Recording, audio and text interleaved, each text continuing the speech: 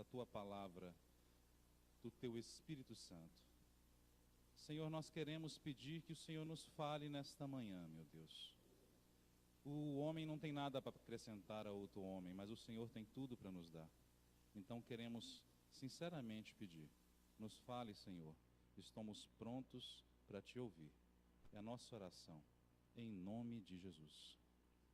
Bom, queridos e queridas, na semana passada a gente deu introdução à nossa disciplina, Doutrina do Homem, Teologia Sistemática 4. Nós falamos um pouquinho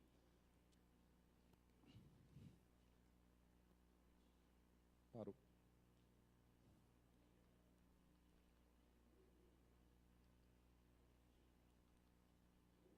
Será que a pilha? Foi.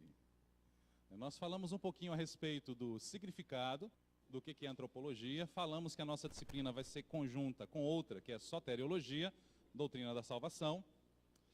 Falamos um pouco sobre o significado grego de antropologia, antropos e logia. Falamos especificamente a respeito de logia, que vem do grego logos, que na verdade é uma palavra utilizada no livro de João, capítulo 1, verso 1, para se referir ao próprio Cristo. No princípio era a palavra, no princípio era o verbo, no princípio era a logia ou logos, que é uma forma diferente de logia, dentro da palavra. Falamos a respeito da diferença entre antropologia teológica e antropologia secular. Tá? Falamos que a antropologia teológica vai se preocupar exclusivamente em entender o homem na ótica de Deus, que é diferente de entender o homem pelo homem, que é a antropologia científica. Falamos sobre algumas características que foram impregnadas no homem, no momento da criação, o homem como imagem e semelhança de Deus. Falamos que a principal função do ser humano, a razão da existência do ser humano é refletir a glória de Deus. Comentamos também um pouquinho que, se nós não nos adequamos a essa nossa razão de existir, nós não conseguimos ser plenos, felizes, porque a alegria está em realizar o propósito de Deus na nossa vida. E o propósito máximo, além dos propósitos individuais, cada um, Deus dá um propósito, mas existe o propósito máximo, que é igual para todo mundo, que é manifestar a glória de Deus na nossa vida. Falamos a respeito de algumas perguntas sobre criação, propósito e chegamos a respeito de algumas semelhanças dentro da criação enquanto imagem. Falamos sobre moralidade, a característica da moralidade, sensibilidade, percepção, espiritualidade, inteligência e o ser humano enquanto capaz de ter relacionamento, principalmente por conta da tricotomia. O ser humano é um ser que não é um bloco único, ele é dividido nessa visão, pelo menos em três. Ser criado por Deus, existem três teorias. Dessas três teorias, o que nós defendemos, principalmente na Igreja Batista, é a teoria da tricotomia. O ser humano foi criado por Deus com corpo, alma e espírito. Cada uma dessas partes tem uma função. A nossa figurinha aqui está bem elaborada, mas a ideia é que vocês, depois, em outro momento, tenham a oportunidade de apostila e também na internet, de dar uma olhadinha no conteúdo. Aqui é só para poder exemplificar para a gente 3 círculozinhos concêntricos aqui. Eu tenho o corpo como sendo a parte externa, a alma intermediária entre o corpo e o espírito. Por que o ser humano seria formado por 3 partes? Por que o ser humano não é totalmente espiritual? Por que o ser humano não tem somente alma? Ou por que o ser humano não tem somente corpo e alma? Por que essas 3 partes? Bom, nós falamos na aula passada que o ser humano foi criado por Deus com distinção. Ele é diferente dos outros seres da criação. Se você for pegar um cachorrinho, eu dei exemplo até do meu lá em casa, do Elvis. Elvis, cachorro lindo, maravilhoso, inteligente, mas Elvis não tem espírito. O espírito foi dado por Deus ao homem como meio, primeiro para poder conseguir imprimir toda a capacidade, todo o nosso ser, toda a nossa cognição, tudo aquilo que nós somos enquanto seres interiores, e também nos capacitando para o relacionamento com Deus. É através do nosso espírito que nós nos relacionamos com Deus. E é dentro do nosso espírito que nós temos impresso o que nós somos, quem nós somos. A alma, por sua vez, segunda parte, ela é a cola ou mecanismo de interação entre o espírito e o corpo, que é esse suporte físico, mecânico que nós utilizamos para poder viver nesse mundo. Dá para poder viver aqui apenas em espírito? Dá. Só que não poderíamos nos relacionar, nos interagir com as estruturas que existem criadas por Deus, que são físicas. Mas, ao mesmo tempo, se nós fôssemos somente físicos, nós não teríamos condições de ter relacionamento com o mundo espiritual. Então, essas duas partes aí são fundamentais para a nossa existência enquanto seres aqui na Terra. Para vivenciar no mundo físico, precisamos do corpo. Para o nosso relacionamento com Deus, precisamos do espírito. E para funcionar a nossa própria psique, o nosso próprio ser, nós somos naturalmente seres espirituais e precisamos do espírito. Só que, para manter os dois juntos, principalmente para poder manter o corpo vivo, nós precisamos da alma. É por isso que, quando a gente vai olhar lá no relato da criação, Deus fala que soprou um vento nas narinas do ser humano e ele passou a ser alma vivente.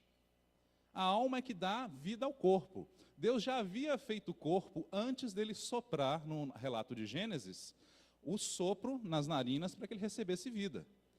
A própria palavra diz que Deus criou o ser humano do pó da terra. Então, do barro, ele construiu, modelou o ser humano e depois ele soprou a vida. Então, já existia um corpo. Existe uma segunda parte, que é a que dá vida, que é essa alma. Então, primeira teoria tricotomista ou da tricotomia. A segunda teoria é a teoria da dicotomia. O ser humano não seria formado por três partes, e sim por duas partes. E isso aí é uma coisa que encontra bastante respaldo, vou colocar assim entre aspas, na Bíblia para a defesa. Quem poderia ler para a gente esse textinho aqui, ó, de Mateus capítulo 10, 28?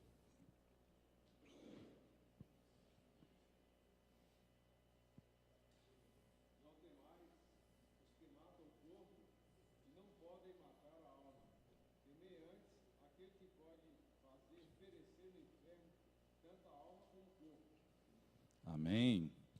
Palavras de quem aí? Quem é que falou nesse texto? Jesus. Então é o próprio Deus que está falando.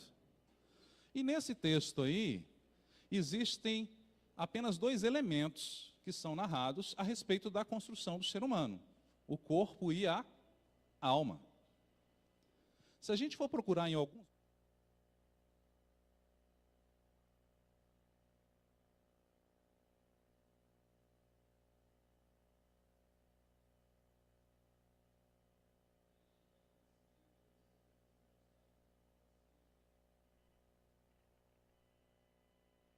interpreta um texto dentro de um contexto. Na hora que a gente vai pegar esse texto bíblico aí, eu preciso interpretar esse versículo dentro de um contexto, que é um contexto chamado de contexto imediato. Primeiro, o texto que está ao redor desse verso 28. Depois, quando a gente estuda esse texto no contexto imediato, a gente vai para o chamado contexto amplo, que é estudar o livro inteiro.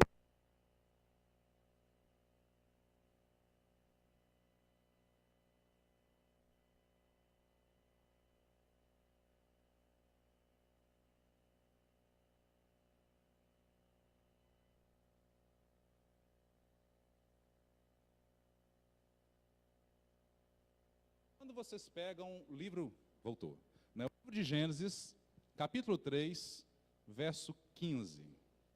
Vamos ler? Vou pedir para o pastor Anselmo para ler para a gente.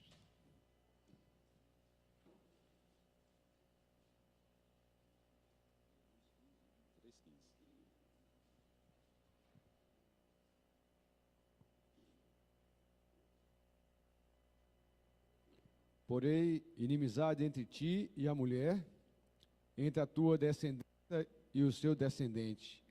Este te ferirá a cabeça, e tu lhe ferirá o calcanhar. Obrigado, pastor. Bom, esse é um texto que, na minha opinião, ele é a chave interpretativa da escatologia, que é a ciência que estuda as últimas coisas. Eu só fiz questão de citar para poder falar a respeito do que esse textinho mínimo está falando e a estrutura dele, a necessidade de entendimento dele em um contexto amplo. Está falando a respeito da consequência que haveria para a mulher, para o homem, mas, ao mesmo tempo, o decreto de Deus, que é a vitória de Jesus na cruz sobre Satanás, na hora que fala que a descendência da mulher estaria esmagando a cabeça da serpente. Mas se eu me manter só nesse versículo, ou se eu tentar estudar exclusivamente o texto de Gênesis, ou até se eu estudar o Pentateuco inteiro, ou se eu estudar mais livros, fora os proféticos do Velho Testamento, eu não consigo entender esse versículo.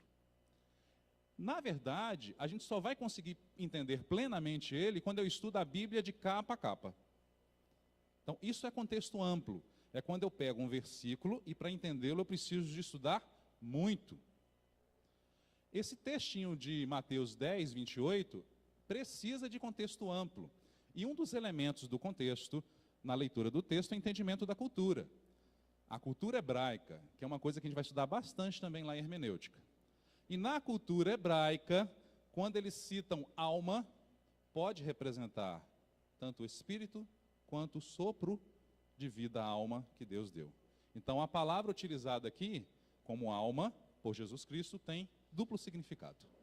Então, o menos desavisado pode, o mais desavisado menos não, né? O mais desavisado pode ler o texto e, opa, tem dois elementos, então, dicotomia, ser humano é dividido por dois. Mas eu preciso ir um pouquinho além, estudar um pouquinho além, para entender um pouquinho além daquilo que Deus tem para nós. Uma coisa que eu aprendi no estudo da Bíblia, e assim, eu sou completamente apaixonado pela Bíblia, apaixonado mesmo, né? Eu paro de fazer um bocado de coisa para poder me deleitar na palavra, porque realmente me cativa. É que quanto mais eu dedico tempo para ela, mais ela entende isso de forma carinhosa e mais ela fala comigo. Quanto mais tempo você se debruça na palavra, mais ela se revela a você. E entender isso é muito importante. Contexto amplo. Já estou adiantando uma coisinha, mas para vocês saberem que quando a gente está passando a necessidade, pega a Bíblia e abre, Deus fala comigo, e cai um versículozinho lá, Deus fala assim também, mas eu preciso.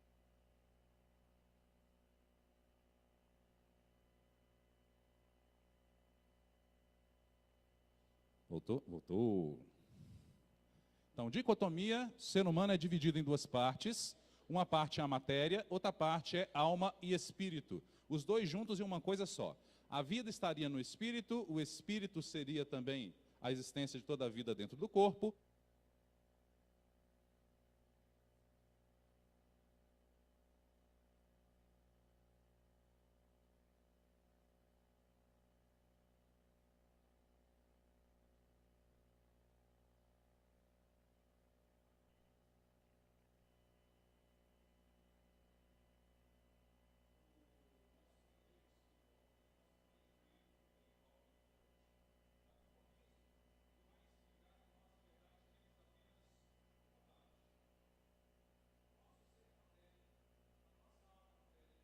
O nosso espírito está tudo na matéria, então a gente é uma coisa só.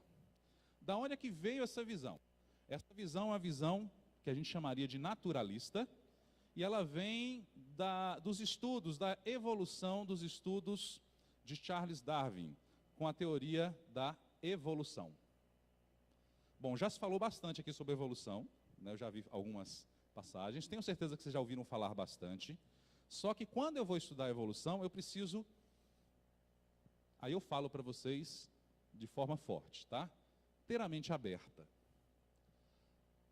A evolução, ela tenta explicar várias coisas. Só que, quando a gente vai para a teoria da evolução, a própria teoria da evolução não tenta explicar aquilo que muita gente diz que quer que ela explica. Por exemplo, o homem veio do macaco. A teoria da evolução não fala a respeito disso. São pessoas que se apossam das teorias para poder tentar explicar a fé que elas têm. Eu não creio em Deus, é uma fé. Deus não existe, é uma fé. Então vou pegar alguém importante que tenta respaldar aquilo que eu acredito, eu falar, mutações, tá? Existem as mutações dentro da teoria. O câncer, por exemplo, é uma mutação que é explicada dentro da teoria da evolução. E que existe e que é comprovada. E que a gente sabe que existe. Por que eu estou falando a respeito disso? Toda vez que alguém falar para você alguma coisa, faça como os bereanos na palavra de Deus. Procure saber o motivo, a razão. Faça como Paulo falou para Timóteo. Esteja pronto para poder responder quanto te questionarem a respeito da razão da sua fé. É importante isso. Lá na frente eu vou falar mais a respeito desse elemento. Então, é naturalista. Ou seja, você não tem parte espiritual, você é 100% matéria. Quando você morre, acabou. A experiência de ver alguém morto. Quando nós vamos ao enterro, a gente vai e se debruça em cima do caixão. É um momento muito triste, muito difícil. Mas não sei se os irmãos são como eu, mas eu consigo perceber, talvez o Espírito falando dentro de mim, quando eu olho para aquele corpo, eu não vejo mais a pessoa, só vejo o corpo dela. Falta alguma coisa. Saiu alguma coisa dali. Então, numa observação simples, eu não consigo me convencer de que o ser humano é matéria só. Que a matéria está lá todinha, mas algo está faltando. Essa concepção foi criada por Ciarle aqui em 1980, a visão naturalista. É um negócio muito recente. Foi por isso que eu parei um tempinho para poder falar com vocês. Só voltando na teoria da evolução, só para poder ratificar, o próprio Darwin era crente em Deus e demorou 10 anos para poder publicar a sua teoria, depois de tudo pronta, com medo de que a teoria dele atrapalhasse a fé dos outros. Só para vocês terem ideia. Então, quando falarem para vocês uma coisa, principalmente se tiver nos livrinhos do 2º grau, preocupem para poder checar se aquilo é verdade ou não. Bom, e aí a gente cai aqui em 2 teorias a respeito da criação do homem. Primeira teoria é a teoria do criacionismo. Deus criou o ser humano. A segunda teoria do traducionismo, tá? Desculpem, é criação do ser humano em termos dos seus elementos espirituais, tá? A primeira teoria do ser humano a respeito da criação, criacionismo, diz que esse elemento espiritual, essa parte espiritual que o ser humano tem, é doada por Deus no ato da criação. Criacionismo diz isso. O traducionismo vai dizer que esses elementos espirituais que nós temos, a alma, o espírito, são doados por nossos progenitores. Em algum momento, depois da concepção, a mãe doa o espírito e a alma para a criança.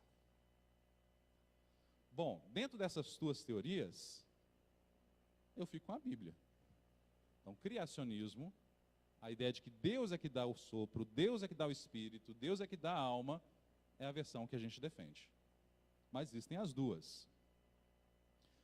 Então, quando a gente vai discutir teologia, tem gente que vai falar, não, eu acredito que Deus utiliza de algum recurso lá para poder doar o espírito, doar a alma através do corpo da mãe.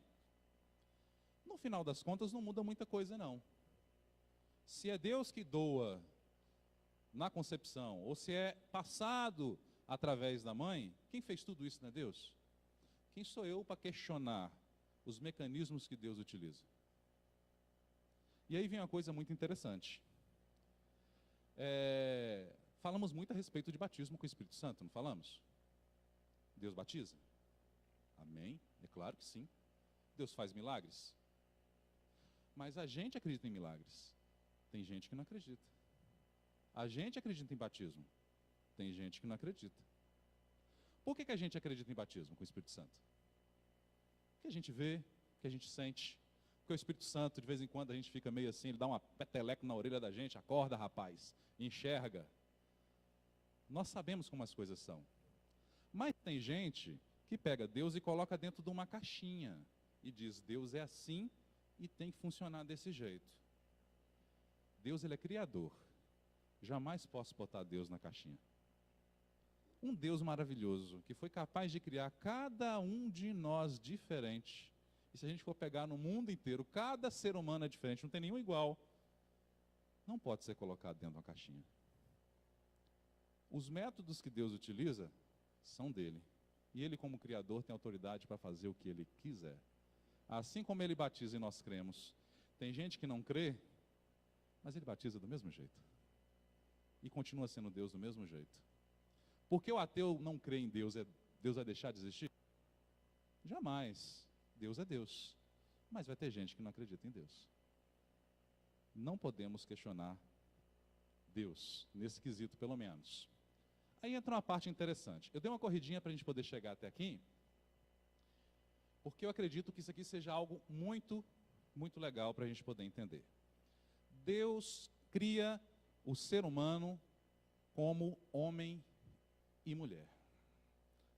Só que ele resolve utilizar da palavra homem para expressar a criação do ser humano como raça humana.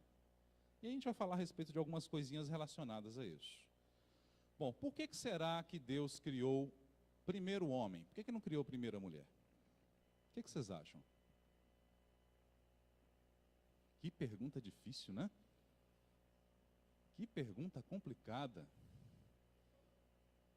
A gente só consegue entender algumas coisas a respeito da criação do homem e da mulher, a diferença de gênero, homem e mulher, quando a gente estuda um pouquinho mais a Trindade. Deus Pai, Deus Filho e Deus Espírito Santo. Embora não exista homem e mulher, não exista gênero na Trindade. Deus é Pai? Mas Deus é Deus. Ele não é macho e nem fêmea. O Espírito Santo é Deus? É Deus. Mas ele não é macho e nem fêmea.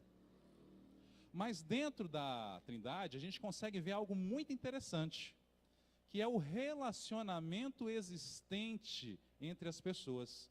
Eu tenho Deus Pai, eu tenho Deus Filho e eu tenho Deus Espírito Santo. Quando Jesus veio à Terra, Jesus era Deus? Ele era Deus, tanto é que ele é Deus até hoje, né? Sempre foi, sempre será. Jesus aqui nessa terra, enquanto homem, mesmo sendo Deus, orou. Tem hora que eu fico me perguntando, será que Jesus orou para si mesmo? Se ele é Deus, e ele orou para quem? Para o Pai. E aí vem várias coisas muito interessantes que a gente pode tirar disso. E uma das coisas é que, por esse texto e por outros textos, o Pai parece ser uma posição de liderança dentro da Trindade. Quando a gente entende isso, embora sim, ele não é o chefe mais importante que todo mundo, não. Jamais. Os três são Deus. Não tem ninguém maior do que o outro. Mas existe um negócio chamado de relacionamento. E entre eles existem pessoas e também funções que cada um exerce de forma ligeiramente diferente. Quando a gente entende o pai, como alguém com uma liderança, e a gente traz isso para o entendimento da família, homem e mulher, quando Deus cria primeiro o homem, Deus está criando primeiro o líder da família, refletindo as características que a gente viu lá no início de semelhança com Deus. E aí vem uma coisa que é muito, muito, muito interessante. Quando a gente pega no texto de criação, lá em Gênesis, está dizendo que Deus criou o homem. Mas qual palavra que está sendo utilizada lá? Façamos, é sempre no plural. Nossa imagem. Quando a gente vai para o original hebraico, a palavra que se encontra lá no hebraico é uma palavra que se refere a Deus no plural. Quando o ser humano vai ser criado, quando Deus vai fazer o ser humano e faz o ser humano imagem dele mesmo, é imagem de Deus Pai, Deus Filho e Deus Espírito Santo. E ele impregna isso em sua criação. A posição do homem como líder é uma semelhança daquilo que Deus é. Bom, e aí tem várias coisas. Tem gente que vai gostar dessa ideia, tem gente que vai querer me tacar pedra, mas precisamos, antes da pedra, entender uma coisa. No plano ideal de Deus, perfeito, da criação perfeita de Deus, não havia nenhum problema com isso. Porque uma liderança segundo a vontade de Deus é uma liderança que leva as pessoas para alcançarem os seus próprios objetivos. Eu gosto muito da definição de um livro do John Haggai, Seja Líder de Verdade, que ele vai dizer que liderança é um esforço em que você influencia o outro para que ele mesmo alcance os seus objetivos. Então, quando eu penso líder nessa definição, é ótimo, porque o homem ele deveria, dentro da família, ser líder, mas para poder fazer os outros alcançarem a plenitude da vida de cada um deles. E não o líder alcançar a sua própria plenitude e o resto que se lasque. A queda do ser humano corrompeu as relações e a função liderança.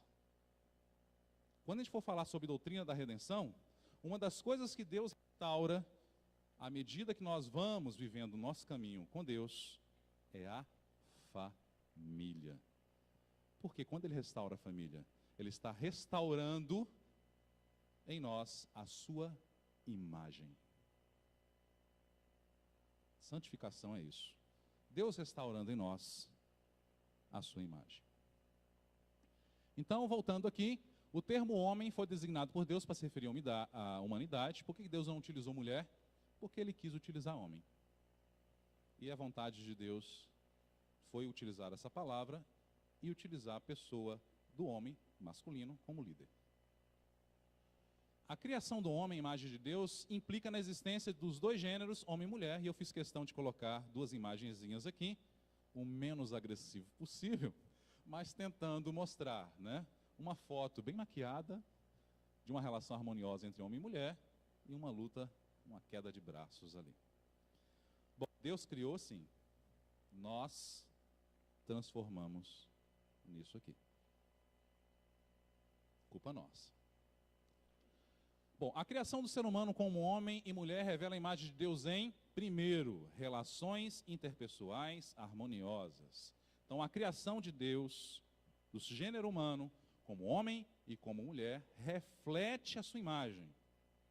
E dentro da imagem, aí vem a questão que eu falei para vocês, não tem Deus macho e Deus fêmea, não tem essa ideia de gênero. O único que eu posso falar é macho, Jesus. Por quê? Porque ele se encarnou. E quando ele se encarnou, ele tomou forma de humano. E isso daí é uma coisa que ele vai levar para a eternidade. Para a eternidade. Tá? Então, voltando, homem e mulher dentro do casamento, dentro das relações, a imagem de Deus impregnada dentro da família, em relações, diz respeito à harmonia que deveria existir na relação entre homem e mulher. Quando o Deus Todo-Poderoso cria a mulher, o que ele fala para o homem? Criou a mulher, e aí, ó, botei essa criatura de cabelo comprido aqui bonitinha do seu lado, e pronto. Far-lhe-ei, é a palavra, uma auxiliadora que lhe seja idônea, compatível, que viva de forma harmoniosa com você. Então, dentro dessa expressão da criação de Deus, semelhança de Deus é que o ser humano, como homem e mulher, deveria viver de forma tão harmoniosa quanto Deus Pai, Deus Filho e Deus Espírito Santo. A Trindade. Vive assim? Não, não vive assim. Mas Deus criou desse jeito. Por que não vive assim? Porque nós, quando pecamos, nós corrompemos a criação de Deus. Mas Deus não criou para ser uma guerra.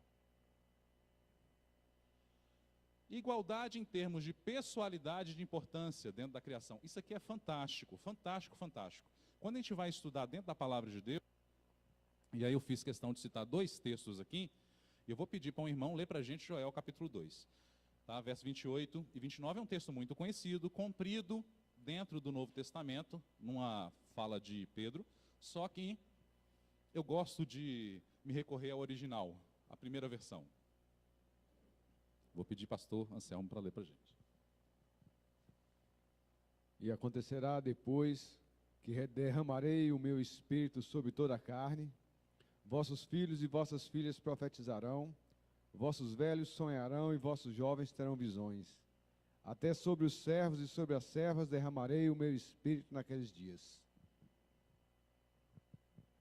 Irmãos, esse texto, além da maravilha da promessa, tem codificado uma beleza que me encanta profundamente. Bom, primeira coisa que a gente vai entender aqui é que esse texto ele fala o tempo todo servo e serva, homem, mulher, filhos e filhas. Duas características que eu preciso entender é que, dentro do hebraísmo, que é uma parte da hermenêutica que tenta estudar como interpretar textos, vai explicar para a gente que os textos proféticos, em sua grande maioria, foram escritos em estilo poético. A gente sabe que Salmo é poesia, não sabe? Vocês conseguem ler o livro de Salmo e ver uma poesia ali dentro? Pelo menos de acordo com o estilo de poesia que a gente conhece hoje, com rima, com aquelas estrofes tudo bonitinha, acabadinha, né? Nossa poesia não é assim? A gente não consegue ler lá. Por duas coisas. Primeiro, mudou a língua, aí não tem mais aquela rima. Segundo, tem algumas estruturas de rima dentro da cultura hebraica que é totalmente diferente. Lá na frente a gente estuda. Tá? Mas é escrito de forma poética. E as profecias também. Então, na hora que ele fala é homem, mulher, menino, menina, filho e filha, é uma expressão artística da poesia tentando expressar para a gente uma ideia. Então, é lindo, na minha opinião. E quando fala é homem e mulher, é filho e filha, é servo e serva, ele está dizendo aí que é todo mundo, sem tirar ninguém. É uma forma chamado de paralelismo de contraste, tá? Que tenta mostrar que toda a diversidade da criação humana vai ser alcançada por Deus. Então, eu acho incrível esse texto. Voltando para a realidade, depois da gente divagar um pouquinho a respeito desse texto, ele vai falar que todo mundo ia ser alcançado pelo Espírito, que todos iam receber os dons, que os filhos e as filhas iriam profetizar, ou seja, o Espírito se manifestaria de forma incrível, tanto em homem quanto em mulher. Por que que eu peguei esse texto? Porque quando a gente vai olhar para a Bíblia, a palavra de Deus entende diferença de papéis, mas não tem diferença de valores. Isso é incrível. E mais incrível ainda é isso acontecer no livro de Joel, que tem muito tempo, lá no Velho Testamento, numa sociedade que é chamada de patriarcal, onde o homem é que era o bam, e a mulher, em muitas vezes, não era nem contada como gente.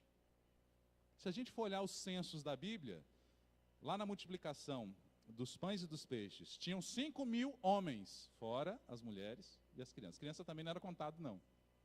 Olha que interessante, isso era uma coisa da cultura, do ser humano na época.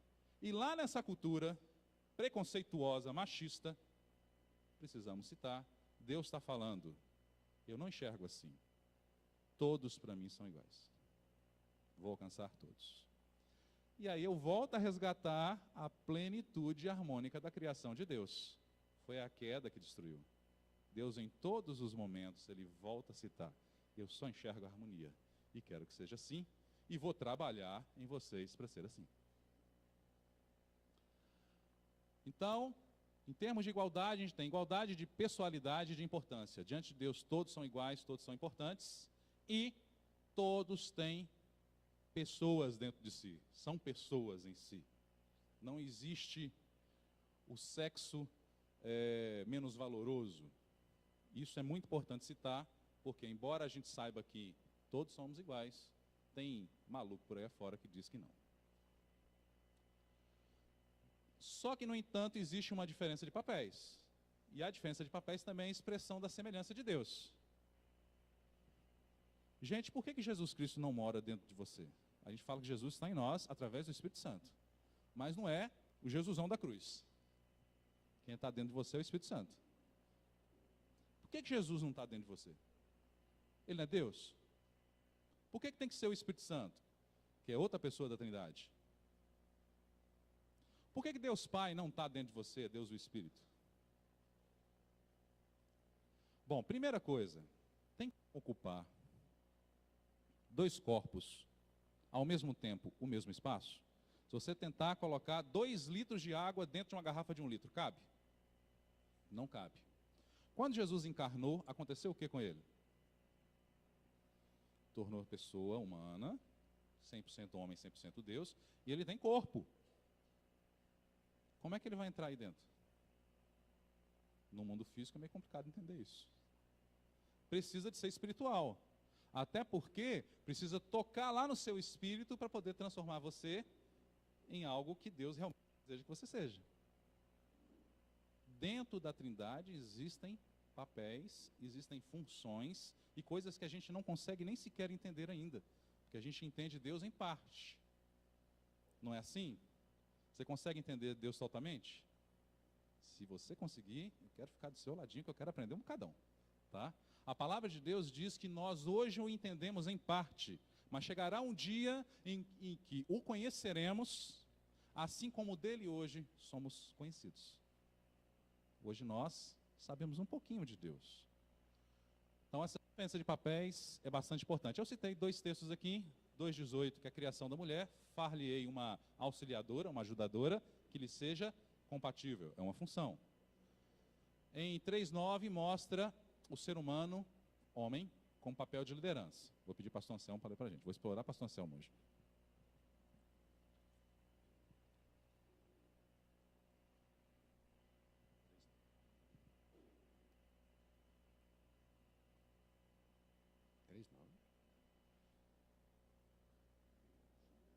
E chamou o Senhor Deus ao homem e lhe perguntou: onde estás? Olha que lindeza da palavra de Deus. Irmãos, eu não sei se eu consigo expressar o quanto eu sou apaixonado, não, mas tem hora que eu pego um texto desse, eu viajo, né?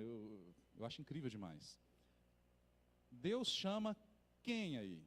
Se vocês abrirem a palavra, Deus está dando um sabão no ser humano. Depois do ser humano ter pecado, Deus na viração do dia vai procurar o ser humano para poder conversar com ele, porque Deus fazia isso todos os dias. E aí o ser humano pega e se esconde. Aí Deus chama e começa a conversar com o ser humano depois do pecado. E ele chama quem primeiro para poder conversar? Adão. Por que ele chama Adão?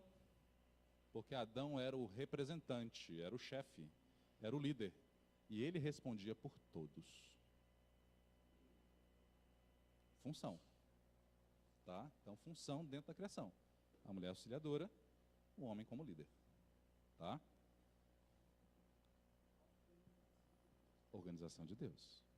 Organização de Deus. E a gente poderia aprofundar muito mais nisso, né? Só com o tempo não dá, a gente vai correndo. Bom, a criação do ser humano, passei. Parou. Meninos, o bichinho aqui parou. A pilha está temando comigo. Eu esqueci de trazer o meu hoje. Foi não. Você pode avançar para a gente? No próximo que aí? Acho que deve ser a pilhazinha mesmo. Como eu sou da computação, eu acredito num negócio que a gente chama de lei de Murphy. Não é? Quando o negócio não pode dar errado, ela sempre dá errado. E o interessante é dar errado comigo. Mas isso é normal. Eu vou pedir ajuda para os meninos aí para poder passar o slide para a gente, que parece que a pilha acabou. Tá não? Vixe, então o computador que brigou com a gente. Então vou falando aqui, continuando. Tá? Então, assim, a relação entre homem e mulher, essa diferença, ela expressa a imagem de Deus, que é algo bastante importante da gente entender. Outra coisa que é legal a gente começar a pensar, dentro dessa relação de diferenças aí, é que Deus se manifesta através dessas diferenças para poder se expressar ao ser humano enquanto Deus pleno. Já ouviram falar a respeito de multiforme graça de Deus? Já, né? O pastor já leu o texto com certeza a respeito disso. Já ouviram falar em algum lugar? Por que o apóstolo vai falar sobre multiforme graça? Que bom, voltou. Só que o bichinho aqui não quer começa comigo, não.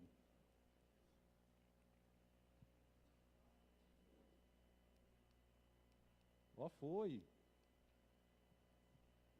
É assim mesmo, eu sou da área de computação, às vezes o computador, ele treme perto de mim ou ele faz pirraça, né? Hoje é o dia da pirraça. Aí, cadê? Chegou aqui, tá? Bom, de forma limitada, a relação homem e mulher reflete a pluralidade de pessoas na Trindade, a família humana é a Trindade. Então, é justamente o que eu queria comentar com vocês. Então, Deus, quando cria em homem, ser humano, imagem e semelhança, e ele expressa essa imagem e semelhança através de gênero homem e mulher, ele está colocando diferença de papéis, mas também expressando através da criação a sua plenitude enquanto Deus. Eu acho incrível a diferença e Deus ter criado o ser humano enquanto diferente para nos, até um dos pontos, nos conscientizar da grandeza desse Deus incrível. E eu vou falar enquanto homem, não sei se para as meninas é do mesmo jeito, mas o homem tem uma dificuldade danada de entender mulher. Cabeça de mulher é um negócio meio complicado. Para a mulher, tudo tranquilo, né? A mulher está dentro da própria cabeça, entende, né, as suas coisas. Do mesmo jeito que as mulheres têm hora que olham para o homem, né? Fica, meu Deus, como é que faz isso? Como é que é burro desse jeito? Não entende? Eu acho incrível isso, porque quando eu olho e falo, não entendo, algumas coisas a gente entende, às vezes a gente até não aceita, né? Mas eu vejo a grandeza de Deus em criar algo que é diferente, me mostrando a grandeza dele e o quão pequeno eu sou. Porque o ser humano que está do meu lado, minha esposa que está do meu lado, meu cobertorzinho de orelha, que eu deveria conhecer muito bem, muitas vezes eu não entendo. E eu só consigo ver a grandeza de Deus nisso. Deus me mostrando, Bruno, eu sou muito maior do que aquilo que você acha que eu sou. Também vejo a grandeza de Deus nisso. Tem hora que a gente olha para o cônjuge, é diferente. Meu Deus, que chatice, que é isso? Por que é assim? Eu olho e vejo Deus. E Deus me ensina muita coisa com isso. O casamento, isto é, o compromisso indissolúvel firmado entre cônjuges, simboliza o casamento entre Cristo e a igreja. Eu não vou entrar em questões delicadas, mas vou citar um pouquinho a respeito disso. Deus pensou no casamento como algo indissolúvel. Casou, casou. Infelizmente teve o pecado, que corrompeu a criação de Deus. Não tem como a gente negar isso. Mas Deus pensou no casamento para haver a harmonia e a relação entre os cônjuges, de tal forma que expressasse a harmonia e a relação entre as pessoas da Trindade. E aí vem algo que é tão incrível a respeito disso, que nós, enquanto igreja, nós somos chamados de a noiva do Cordeiro. O casamento expressa tanto algo de Deus, que quando Jesus voltar, ele vai voltar para se casar com a igreja. É um símbolo muito forte.